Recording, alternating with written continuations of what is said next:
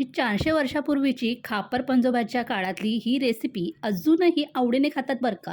तुम्ही ट्राय केली आहे का? त्यासाठी रात्रीचं काय करायचं, एक एक वाटी मुगाची आणि चण्याची डाळ भिजत घालायची. सकाळी त्यातलं पाणी उपसून काढायचं. मिक्सरच्या भांड्यात जाडसर वाटून घ्यायच्या दोन्ही डाळी आणि एका मोठ्या भांड्यामध्ये काढून घ्यायच्या. आता यामध्ये आपल्याला आवडीनुसार मसाले घालायचे. तर 1 चमचा मी जिरे घातले आणि नंतर हळद पावडर घातली, 2 चमचे लाल तिखट घातले आणि चवीपुरतं मीठ घातलंय.